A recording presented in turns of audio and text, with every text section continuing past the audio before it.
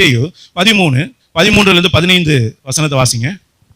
அவர்கள் கண்டும் காணாதவர்களாயும் கேட்டும் கேளாதவர்களாயும் உணர்ந்து கொள்ளாதவர்களாயும் இருக்கிறபடியினால் நான் உவமைகளாக அவர்களோட பேசுகிறேன். ஏசாயாவின் தீர்க்க தரிசனம் அவர்களிடத்தில் நிறைவேறுகிறது.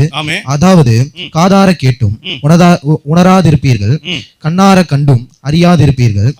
இந்த ஜனங்கள் கண்களினால் காணாமலும் காதுகளினால் கேளாமலும் இருதயத்தினால் உணர்ந்து மனம் திரும்பாமலும் நான் அவர்களை ஆரோக்கியமாக்காமலும் இருக்கும்படியாக அவர்கள் இருதயம் கொழுத்திருக்கிறது. என்ன இருக்கா? கொழுத்து இருந்தா வசனம் காதுல உள்ள மந்தமா தான் கேட்போம்.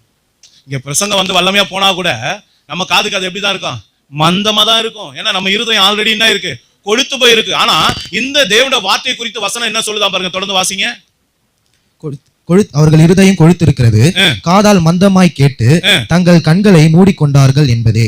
அடுத்த வசனம், உங்கள் கண்கள் காண்கிறதினாலும் உங்கள் காதுகள் கேட்கிறதினாலும் அவைகள் பாக்கியமுள்ளவைகள். அநேக தீர்க்க தரிசனங்களும் நீதிமான்களும் நீங்கள் காண்கிறவைகளை காணவும் நீங்கள் கேட்கிறவைகளை கேட்கவும் விரும்பியும் காணாமலும் கேளாமலும் போனார்கள் என்று மெய்யாகவே உங்களுக்கு சொல்லுகிறேன். நல்லா கவனிங்க. இதே பிரசங்கம், இதே தேவனுடைய வார்த்தையை எத்தனையோ தீர்க்க தரிசிங்க கேட்கணும்னு ஆசைப்பட்டாங்களாம். எத்தனையோ தேவ தூதர்கள் இதை கேட்கணும் பார்க்கணும்னு ஆசைப்பட்டாங்களாம். ஆனா அவங்களுக்கெல்லாம் அந்த பாக்கியம் கிடைக்கல. இன்னைக்கு ஆண்டவர் அந்த பாக்கியத்தை யாரு கொடுத்திருக்காங்களாம்?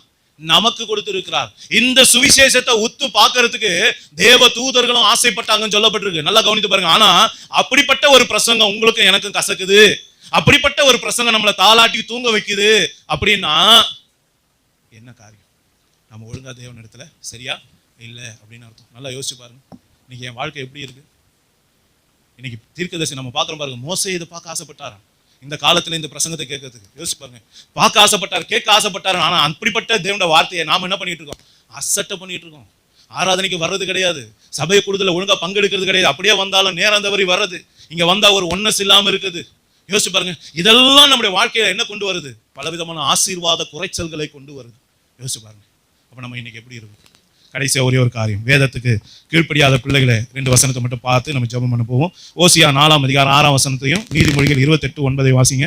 என் ஜனங்கள் அறிவில்லாமையினால் சங்காரமாகிறார்கள், நீ அறிவை வெறுத்தாய், ஆகையால் நீ என் ஆசாரியனாய் இராதபடிக்கு நானும் உன்னை வெறுத்து விட்டேன். நீ உன் தேவனுடைய வேதத்தை மறந்தாய், ஆகையால் நானும் உன் பிள்ளைகளை மறந்து விட்டேன். என்ன சொல்றாரு? வேதத்தை மறந்துட்டோம், கீழ்ப்படிய மறந்துட்டோம், கீழ்ப்படிய மறக்கிறோம் அப்படின்னா வசனம் என்ன சொல்லுது? நான் உன்னுடைய பிள்ளைகளை மறந்து விடுவேன். நீ என்ன மறந்தா நானும் மறப்பேன். நீ எந்த காயை வைக்கிறியோ அந்த காயை நானும் வைப்பேன். நல்லா கவனிச்சு பாருங்க.